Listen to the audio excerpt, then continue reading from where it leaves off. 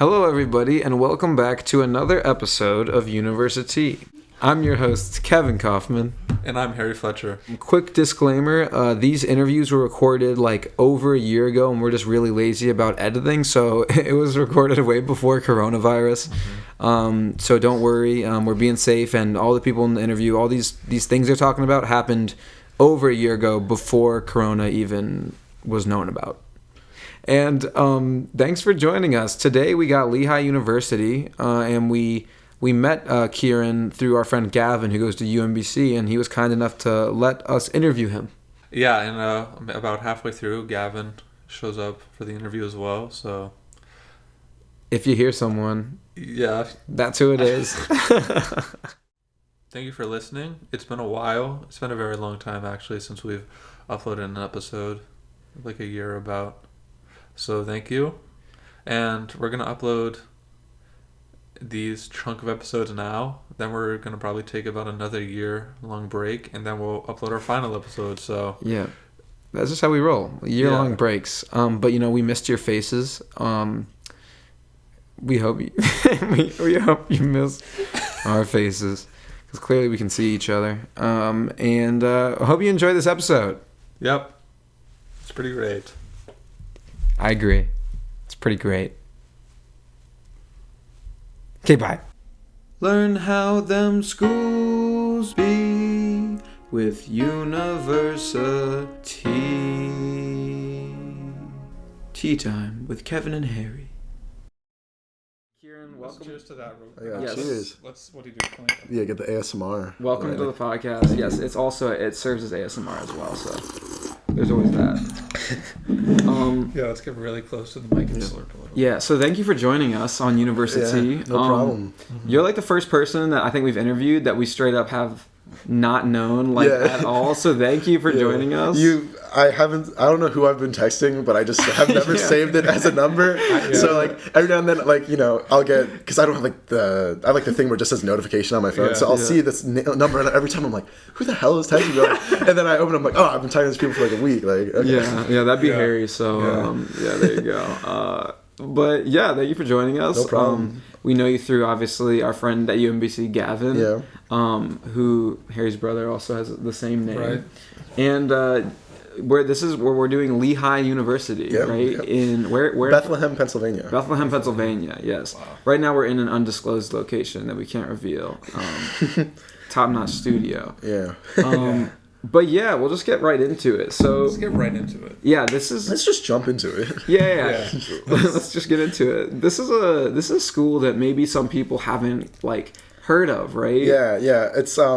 It's funny because I don't know when I talk to people about it whether they actually know it or they're just pretending. They're Lehigh. I remember I told because there's some people that I'll tell where I'm like, oh yeah, I'm going to Lehigh, and then they'll go, oh wow, that sounds really good, and I go, oh thanks. Then a week later they go, where are you going again? And then I'll say Lehigh, and then they'll word for word go, oh wow, great job. And I'm like, okay, I think I heard about that before. Yeah, it was last week when I told you. It's that's the only other time. It's I'll have a 5-minute conversation with them about getting to college, and they'll just go, oh, where is that? Or just have no idea about it. And so okay, yeah.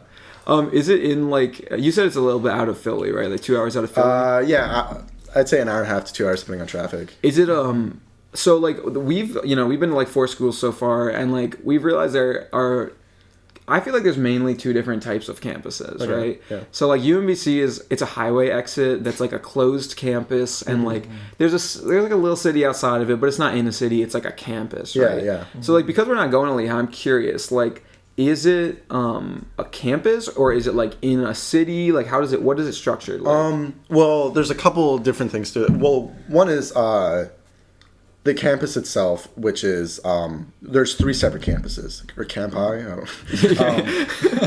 So there's the main one called Packer campus, which is the one from the 1800s. Yeah. And it's takes you 10 minutes to walk from one into the other. Very small, but because the whole campus is pretty much on the side of a mountain. Same. Wait, it's a hill at UMBC. Yeah. I mean, we call it a mountain, but it's it's pretty much a hill. Okay, gotcha. Because we're in the middle of I believe there's still the Appalachian Mountains up there. Okay. But so pretty much the entire campus is on a 45-degree angle. Huh. So stairs everywhere. But So yeah, for your first year there, you're pretty much going to spend all your time on that campus, unless you choose to go out to the other ones, because there's 2 other ones that are kind of separate, and you need like buses to get to them, buses or cars. But there's Packer campus, and then there's Mountaintop campus, and then Goodman campus. Mountaintop, because one of the big things, I don't know if you saw some research, is that Lehigh University was very integrated with a company called Bethlehem Steel, which was in the Bethlehem, because to kind of step out outside of the school, we're in the middle of a town called Bethlehem, and it's it's like your textbook college town. Like it looks like right out of like Rushmore. Like it's like very cute. Like you walk down the streets. First, second, third street, fourth street. Very like one thing I really liked, it felt like it was out of like a TV show. Like I'm trying to think of movies to compare it to, but Rushmore's the only one I can think of. Yeah. But there's like right now like essentially the empty shell of this old steel factory, which they've now changed so that there's like concerts and stuff there, but it's called it's the Steel Stacks, and Bethlehem Steel started in the 1800s as well, and so I have to go into this whole history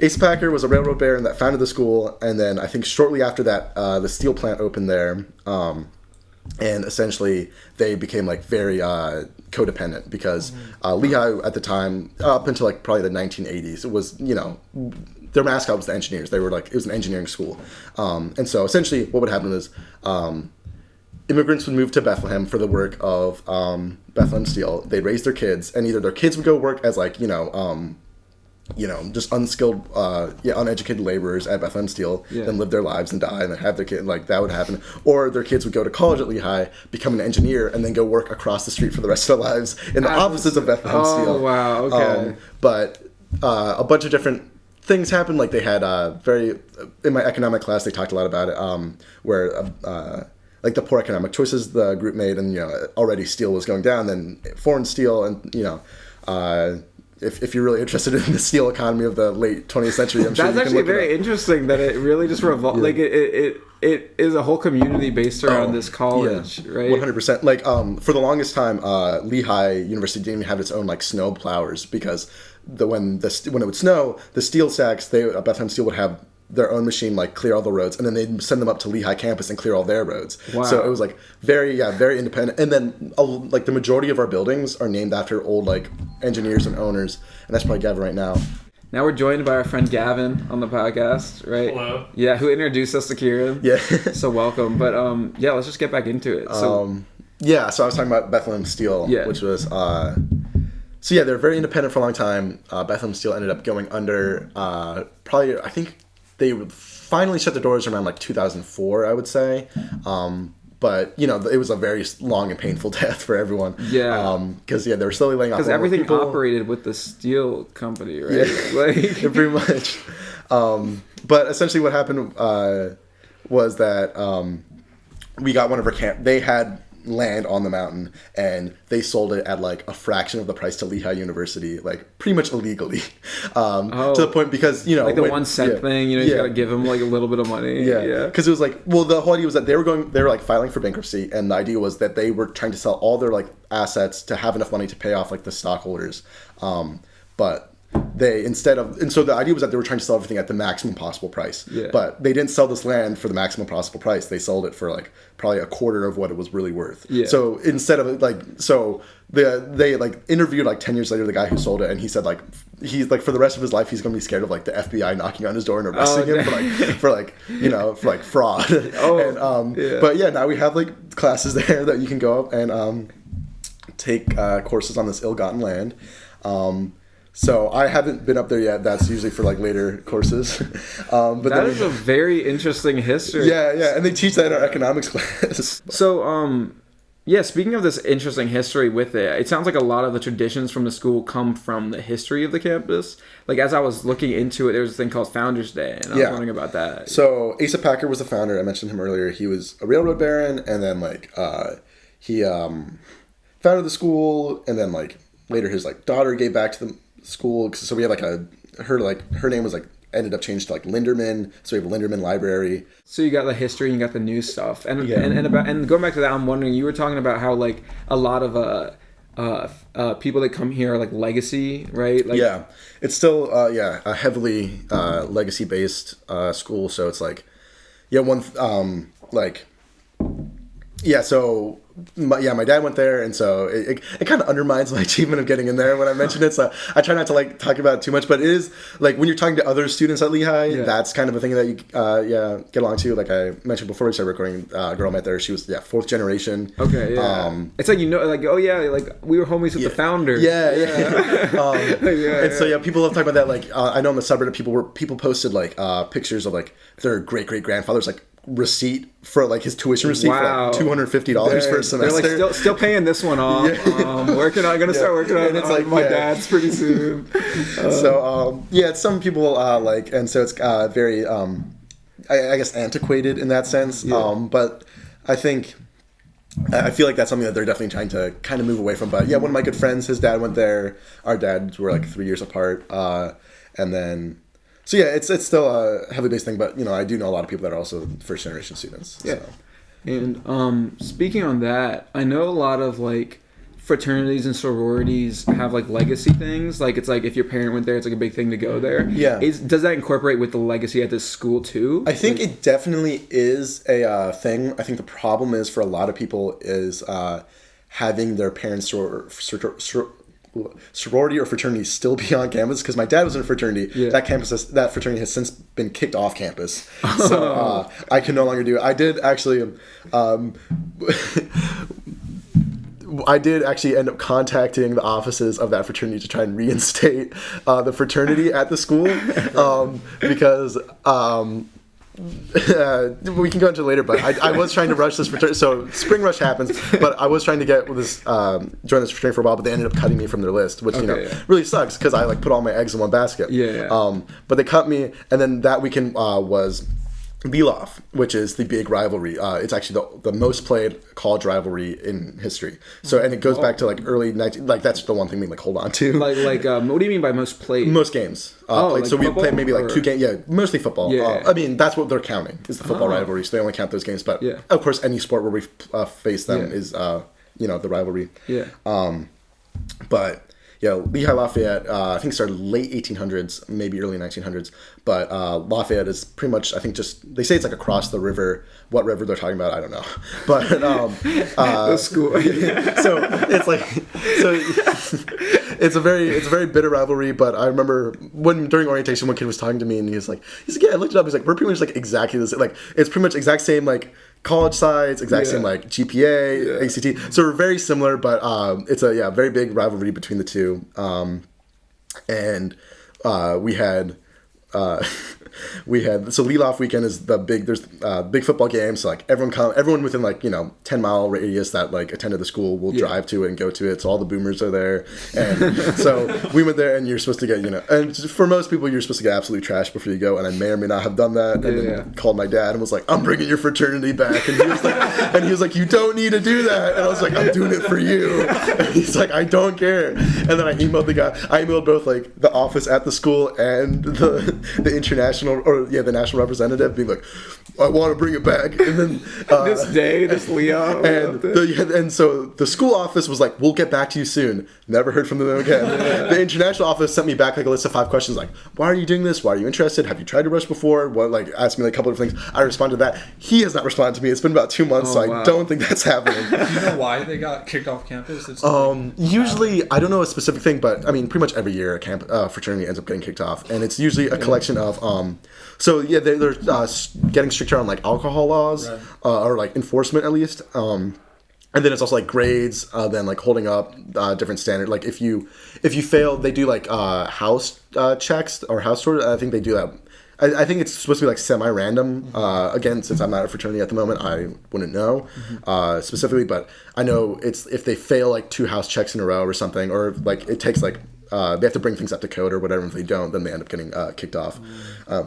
So there's like there's probably like 20, 30 fraternity houses they're all originally fraternity houses up on the hill. And since as fraternities get kicked off, usually like a sorority will take them. Some are empty at the moment, and I think they're trying to convert those into non-Greek, just residential homes, because that's, like I said, that's since it was historically so Greek dominant. They don't want to scare people off that are not.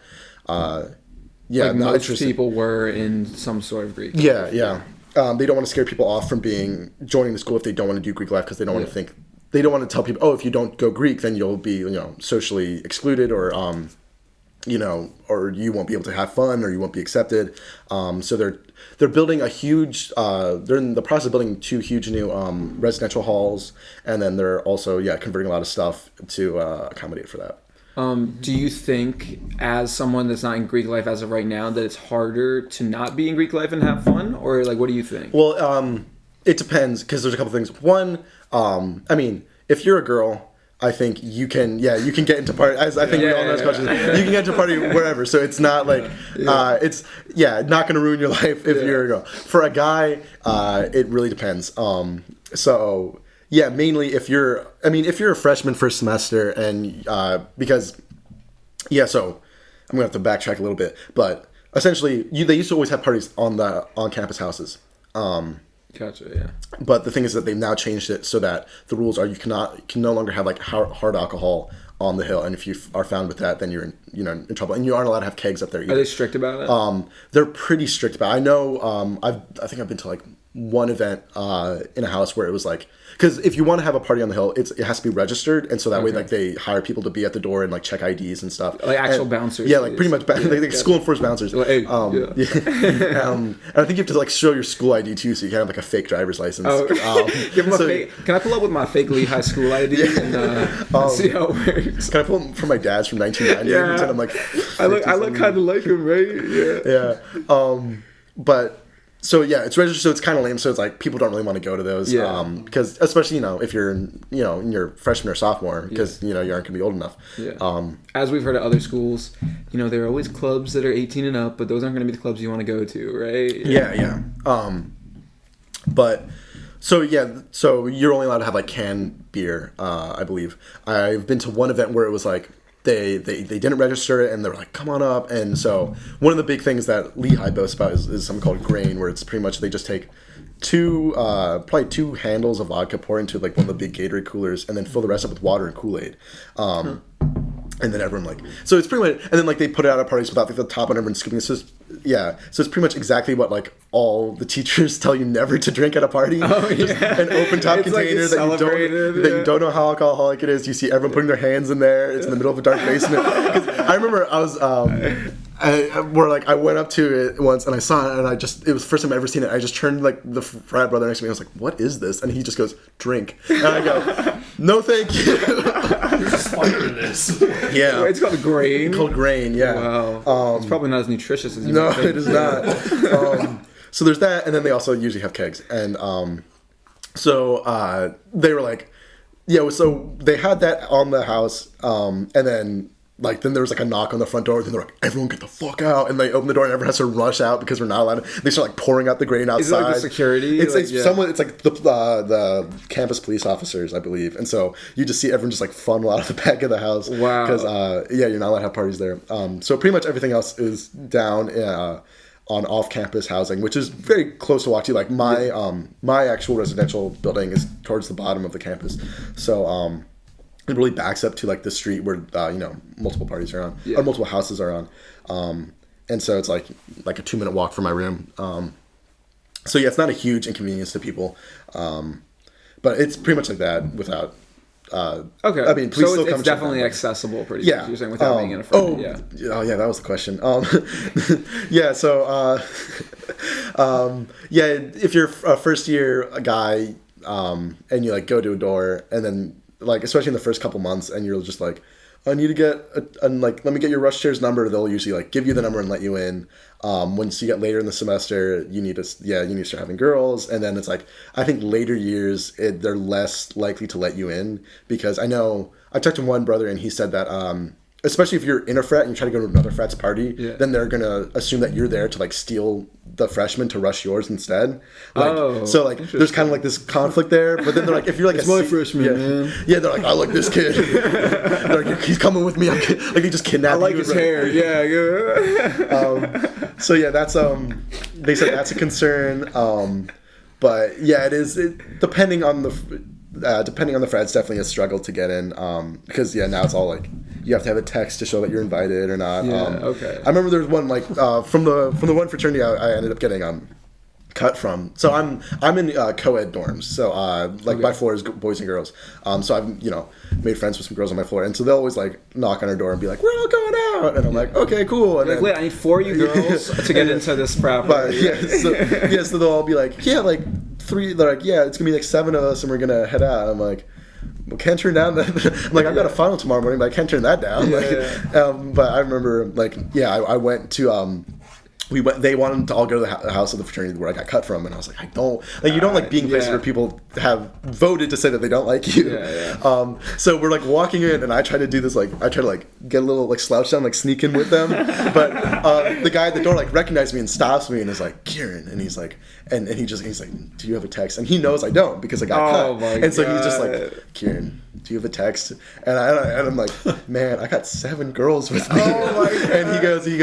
And he goes, I know, but you don't have a text. And I'm like, this is the best ratio you're gonna see all night. And he's like, I don't think so. And I say, I'll tell you what, Kenny, if you see a better ratio, you come in there and find me, and I'll leave. And he was like, all right, and I got it. There you go.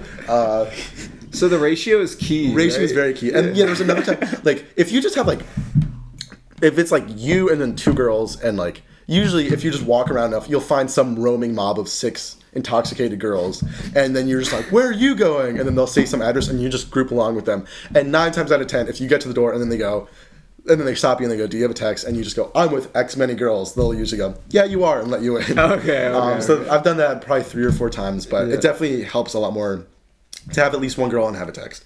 So that means you just have to talk to people. You guys do have a big rivalry. That's huge, right? Like the football rivalry. Yeah, is that like very built up? Yeah. That's like we ramp up for it. Like we have a week before. We like to give out free shirts, and they go crazy. Oh, one big thing is that people will hang like they'll take their bed sheets and they'll spray paint things on them and hang it outside.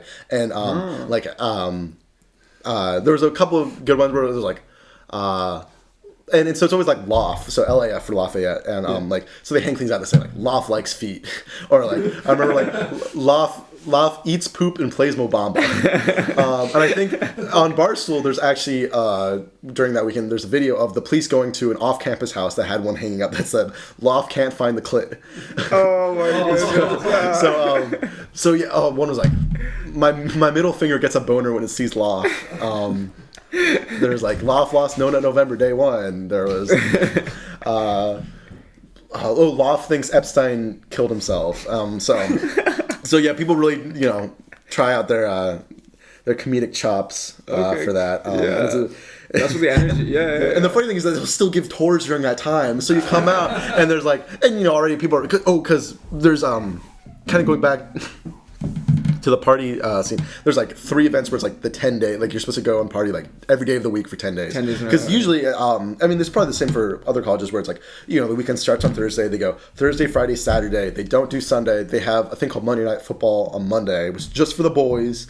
And then they have and then they party Tuesday. Mondays for the boys. Yeah, Mondays for the boys. I can go into that later, but so like, it's not every single day. So it's like Wednesday, Sunday, and Monday if you're a girl are like days off when there usually aren't parties. Yeah.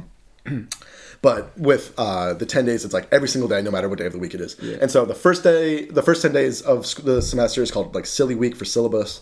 And you're supposed to go out every single day. And then like the 10 days before Halloween, you go out and you're supposed to wear a costume every single day. And then the 10 days before Lehigh, you're supposed to go out every single day. And so, for those 10 days, people are putting up signs, people are going crazy. And like, so like they're giving tours, they're like wading through like red Solo cups and empty like handles like through the campus. And they're like, please ignore the Loft eats ass sign. And please look at how nice our community is. There's like the one kid on the tour sees like the Loft loves feet sign. He's like, man, Lafayette sounds pretty good. They're like, I don't know. Yeah, Lafayette looks like a fun. Yeah. So it sounds like there's a lot of dedication to the traditions on campus, at least, which is nice. You definitely quickly become like, very indoctrinated into like the like Lehigh's number one, like all else sucks, and like very kind of old school college experience like that. So. Cool, yeah, and I think that is partially probably because of the history of it and because it's so small, right? Because it's harder to do maybe like traditions like that if it's so big. Yeah, not everybody might do it. Yeah, exactly. Size definitely factors into it because it's like if everyone's an alumni, they always want to do like they hear their dads tell crazy stories, and then they're like, Do alumni come back often? Oh, all the time. So Founders Weekend that we mentioned is a big event, which is essentially Parents Weekend. So definitely if so pretty much everyone goes to the game on that Saturday. So you see a bunch of parents there, and all the texts for parties are like, bring your parents, bring your MILF mom. And we're like, I don't know. I've heard of these dad weekends, mom weekends at other schools sometimes, and I've heard often the parents really want to go hard, and it sounds, especially if it's like a legacy school, that probably is the case here too. That definitely happens. You see that, and you see a bunch of videos of it.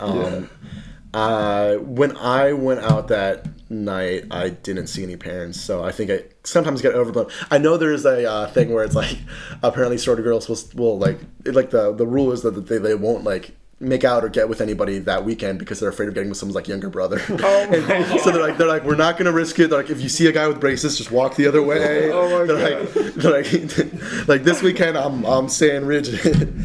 So that's pretty funny. And like a liquor store, if you look under 35, they're checking out. Yeah.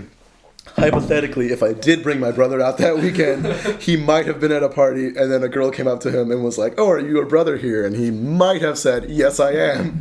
And this kid has braces on, and then they might have said, or then they were like, "Oh, what year are you?" And he might have said, "Oh, I'm a junior." Oh my god! And then in high school, and he's a junior in high school. Oh my god! And like he's like a foot shorter than me, so like he came up to me later and might have told me that, and I was like, "This is all hypothetical." All hypothetical. He just told the girl that I don't think he hypothetically got with her, but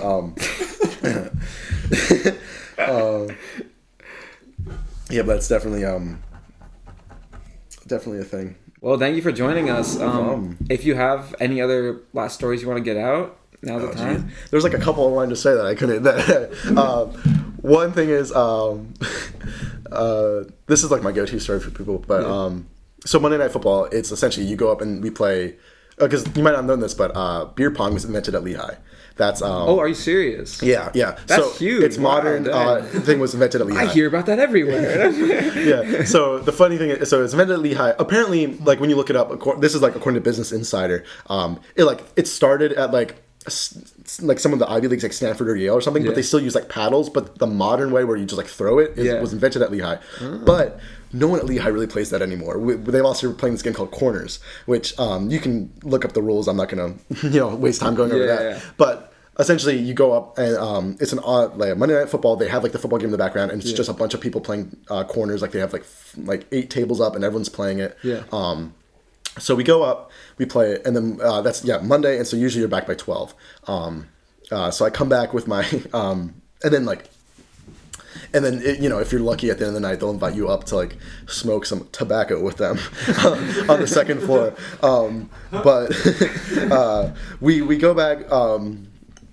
And we go back to our room, and so my roommate's name is Phil. I don't think you'll have a problem with me saying his name for this story because it's not really his. But we come back, and we get back into our room, and Phil's like, "I'm gonna go take a shower," and I'm like, "Okay." This man took like 3 showers a day. I don't know what, but very hygienic. Not a bad problem to have with a roommate. But he goes, takes a shower. I get in bed. You're so clean, man. Yeah. I close my eyes. I wake up. I look, he's not there. He's still not back. So I'm like, that's weird. And so I go to the bathroom, and then I come back to bed. And the next thing I know, I'm starting to get shook.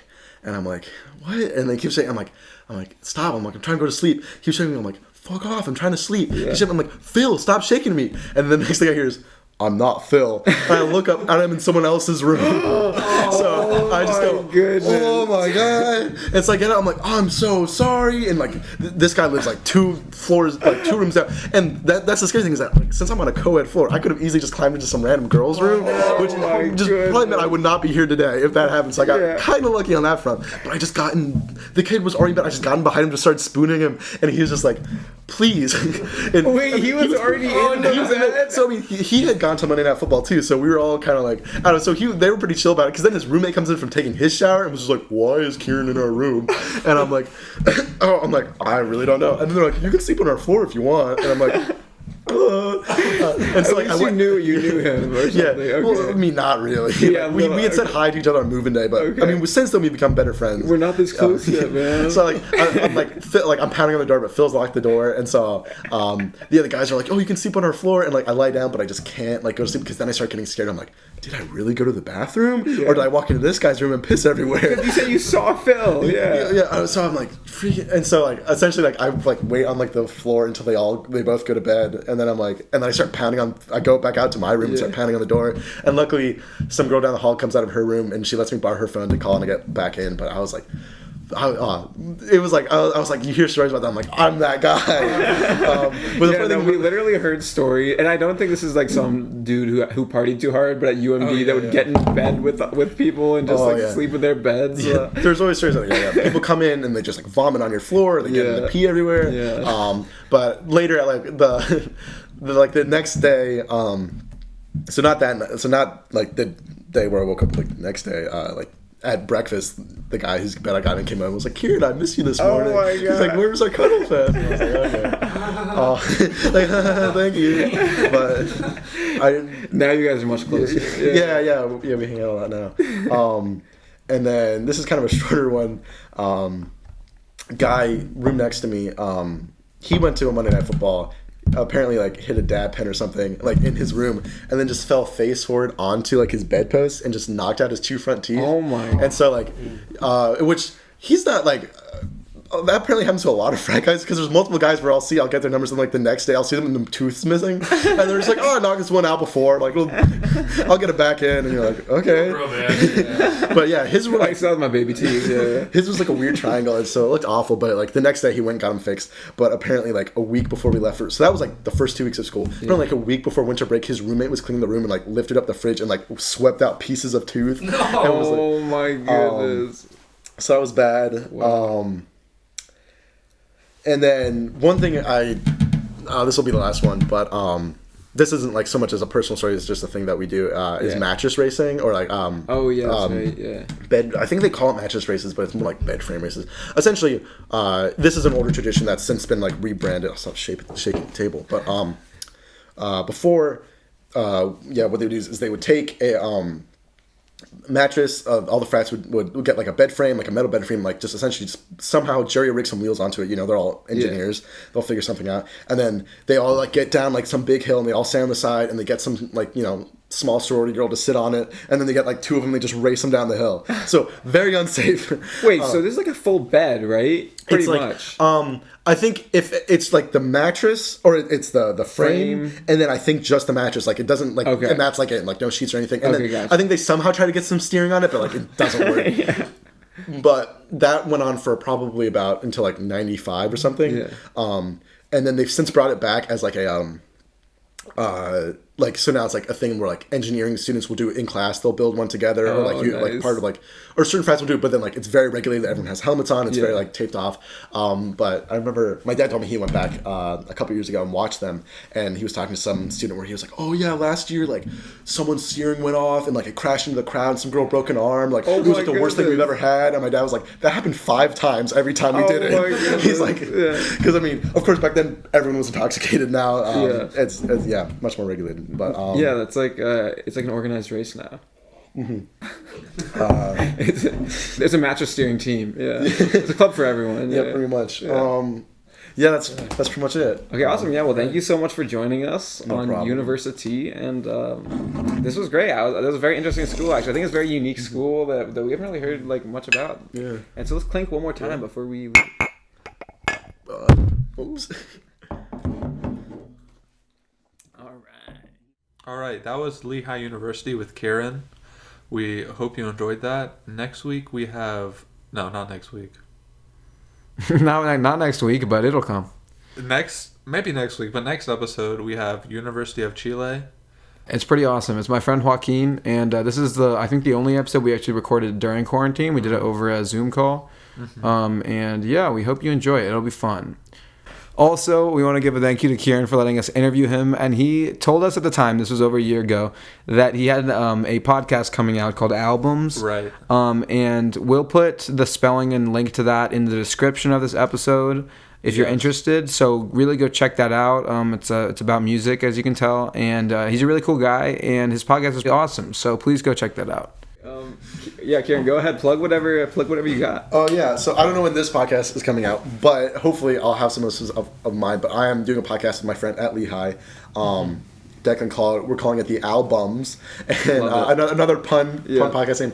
But the entire premise is that each week we give each other an album to listen to that we haven't listened to before. We listen to, like, essentially the goal is to listen to it nonstop for about a week, do a little bit of background research, and then we come back and give each other our hot takes about it. Okay, awesome, and we really try to do things outside of our comfort zone. Do that, and the goal is to eventually get guests on and things like that. And so Gavin had agreed to be on it, and the goal is that he would give us one, and we would both listen to it and come back and talk to him about it. So it's usually one that he's very familiar with, or like each other are very familiar with. Awesome. And then we can talk about that. So yeah, again, hopefully by then we at least have like the first two out. We've recorded them, but we just need to edit them and post them. But Awesome. Yeah, thanks. Is that AL-BUMS? All right. Sounds good. But yeah, thank you. All right. Learn how them schools be with Universi-Tea. Tea time with Kevin and Harry.